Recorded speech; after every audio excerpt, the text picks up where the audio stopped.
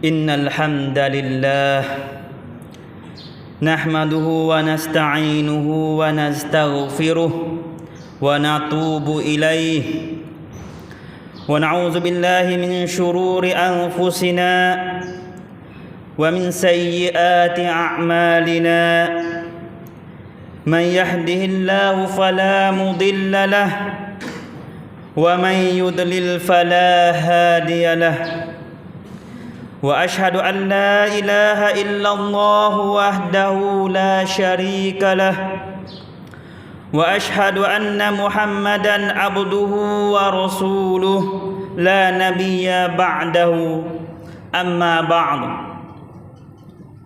معاشر المسلمين أوصيكم ونفسي بتقوى الله فقد فاز المتقون. قال الله سبحانه وتعالى يا أيها الذين آمنوا اتقوا الله حق تقاته ولا تموتن إلا وأنتم مسلمون. Bertakwalah kamu kepada Allah Subhanahu wa taala dengan sebenar-benar takwa, dengan menjunjung segala perintahnya serta meninggalkan segala larangannya. Mudah-mudahan kamu beroleh kejayaan di dunia dan di akhirat. Saudara kaum muslimin rahimakumullah, sesungguhnya Allah Subhanahu wa taala telah menciptakan kita di atas fitrah. Allah Azza wa Jalla berfirman, fa'aqim wajhaka lid-dini hanifa fitratallahi allati fataran nasa 'alaiha la tabli li haqqillah zalikad dinul qayyim. Maksudnya, luruskanlah wajahmu kepada agama yang lurus yang Allah telah menciptakan manusia di atas fitrah tersebut. Tidak ada perubahan terhadap ciptaan Allah terhadap fitrah tersebut. Inilah agama yang lurus. Rasulullah sallallahu alaihi wasallam juga bersabda dalam satu hadis, kullu mauludin yuladu ala fitrah fa abawahu yuhawidanihi aw yunassiranihi aw yumajjisanihi. Artinya, setiap anak dilahirkan di atas fitrah, yaitu suci, bersih, maka kedua ibu bapaknya lah yang menjadikan anaknya Yahudi atau Nasrani atau Majusi. Dalam hadis kursi Allah Azza wa Jalla berfirman, wa inni khalaqtu ibadi hunafa kullahum wa innahum atathumus syayatin fajtalathum an dinihim. Artinya, sesungguhnya aku ciptakan hamba-hambaku dengan keadaan hanif, yaitu cenderung kepada tauhid dan menjauh dari kesyirikannya.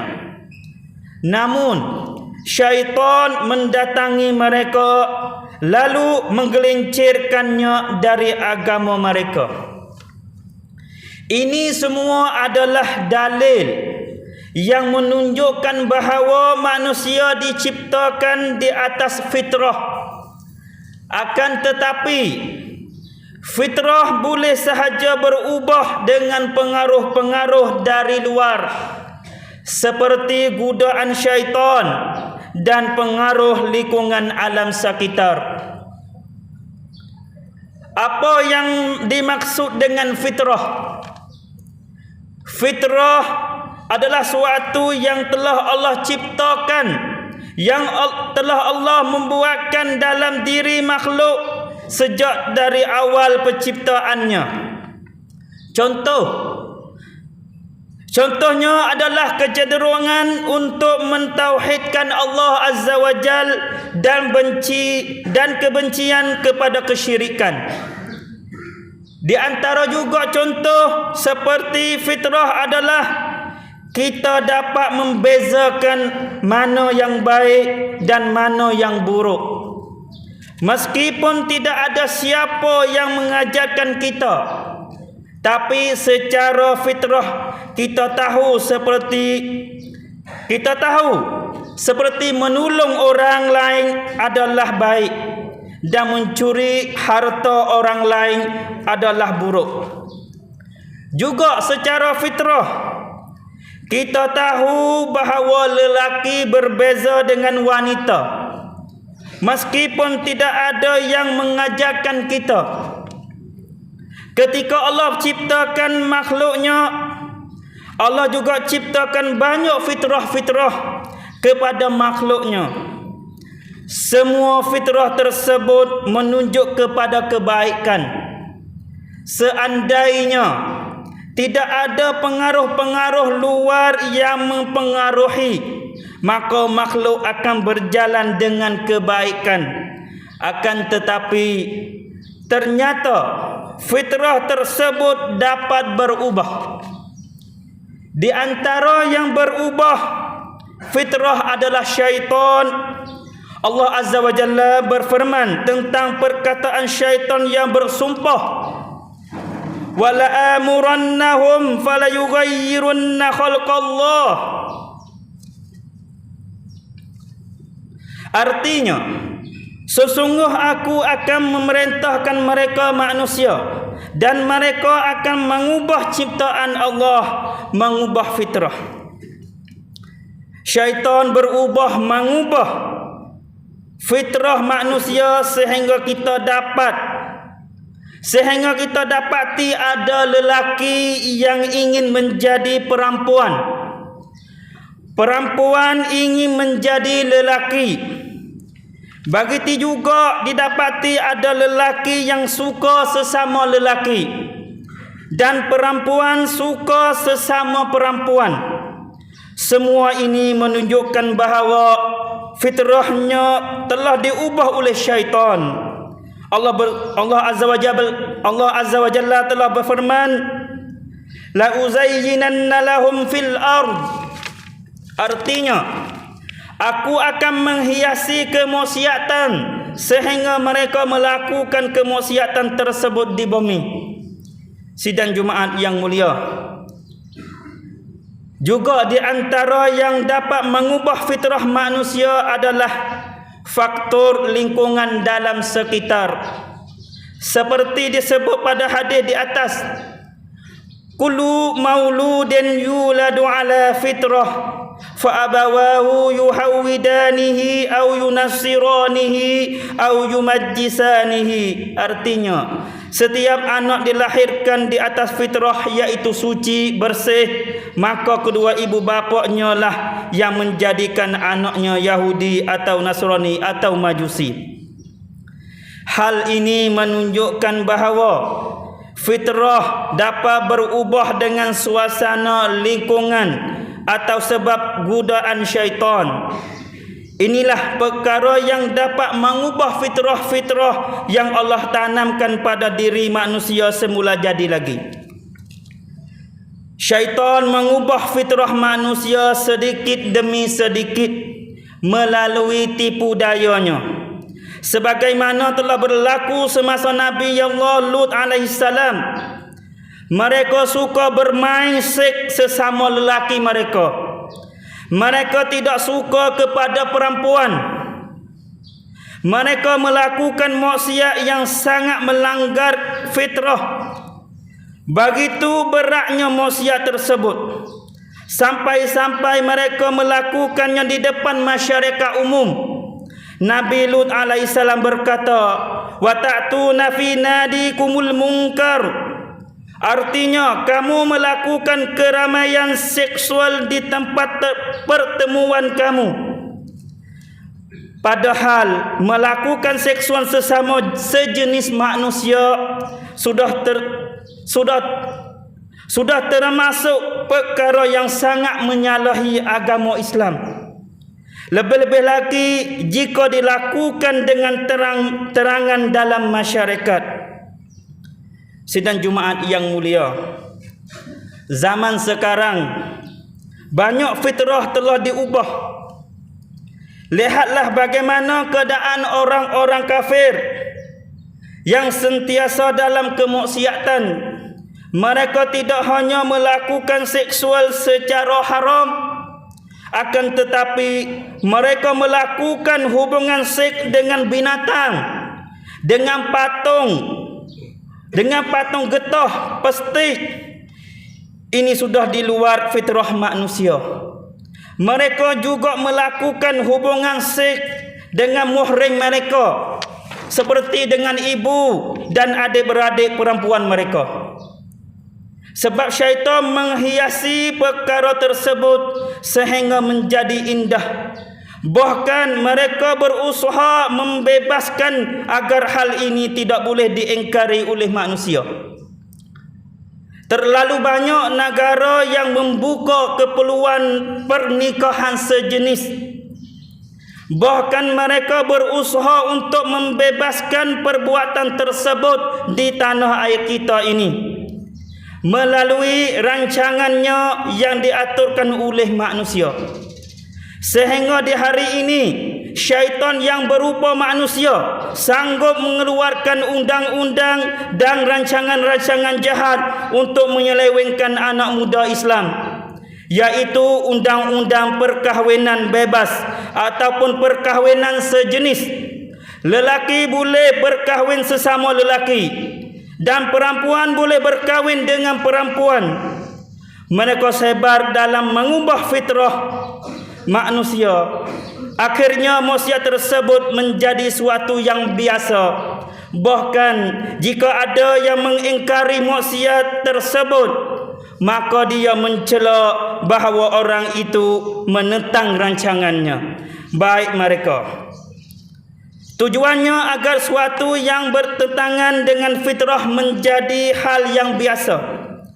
Justru jika kita nanti mengingkari, maka kita yang akan dianggap penentang. Padahal Allah mengatakan dengan jelas, walaisa zakaru kal unsa, dan tidak sama lelaki dengan wanita. Mereka ingin menyamakan antara lelaki dengan perempuan. Ini adalah bentuk yang tidak adil. Bagaimana mungkin lelaki disamakan dengan perempuan? Menyamakan lelaki dengan perempuan adalah bentuk penghinaan terhadap perempuan, bukan penghormatan. Sehingga hal ini membuka ruangan bebas kepada perempuan supaya bekerja mencari nafkah untuk sara keluarga. Sedang Jumaat yang mulia, dan lagi di antara fitrah yang telah berhasil diubah oleh syaitan adalah rasa malu. Padahal Adam dan Hawa ketika aurat mereka terbuka, maka mereka mulai mencari daun-daun yang ada di syurga untuk menutupi aurat mereka. Mereka malu jika aurat mereka dilihat oleh yang lain. Bahawasanya menurut pandangan orang barat, mereka mengata manusia berasal dari moyet yang dulu telanjang, yang tidak tahu rasa malu. Namun sekarang mereka mengatakan bahawa berjalbab atau berkelubung adalah mundur, sedangkan orang yang membuka auratnya adalah orang maju. Mulailah para wanita membuka aurat di mana sahaja tempat keramaian. Tidak ada rasa malu sesama sekali. Bahkan terkadang seorang suami tidak merasa apa-apa ketika melihat isterinya membuka aurat. Isterinya berpakaian bertelanjang di depan orang ramai. Inilah sebab fitrah mereka sudah hilang dan diubah oleh ajaran barat dan syaitan. Oleh itu, nilai-nilai Islam yang sesuai dengan fitrah yang suci, yang Allah telah menciptakan pada diri ini wajiblah kita jaga. Janganlah terbiar rancangan jahat ini berkembang dalam masyarakat kita. Barakallahu li wa lakum fil Qur'anil azim. ونفعني وإياكم بما فيه من الآيات والذكر الحكيم وتقبل مني ومنكم تلاوته إنه هو السميع العليم أقول قولي هذا واستغفر الله العظيم لي ولكم ولسائر المسلمين والمسلمات والمؤمنين والمؤمنات فاستغفروه إنه هو الغفور الرحيم. اللهم صل وسلم وبارك على سيدنا محمد وعلى آله وأصحابه أجمعين.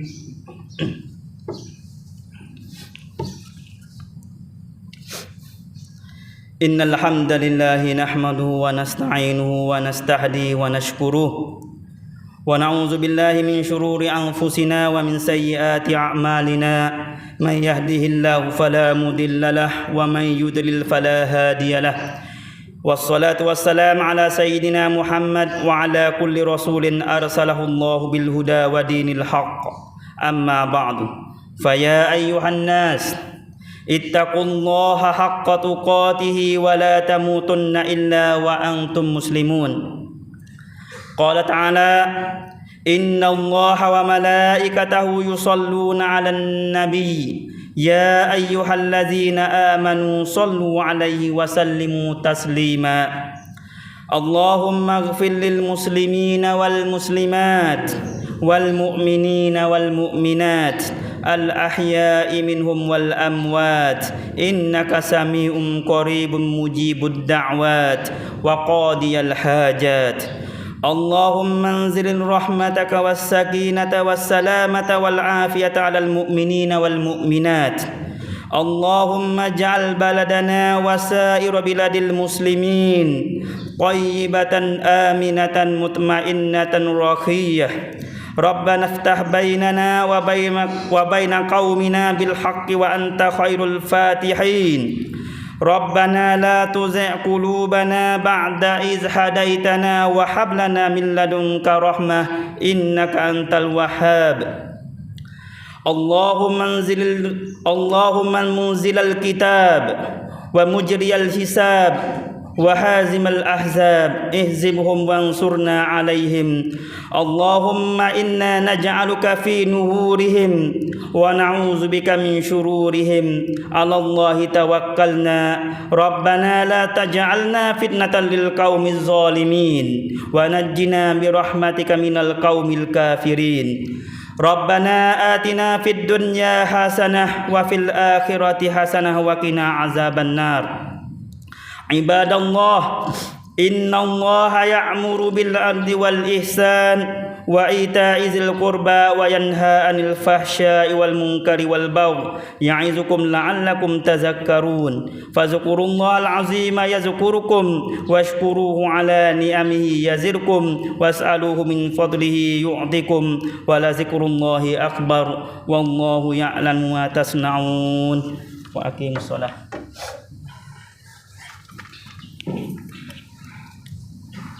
الله أكبر الله أكبر أشهد أن لا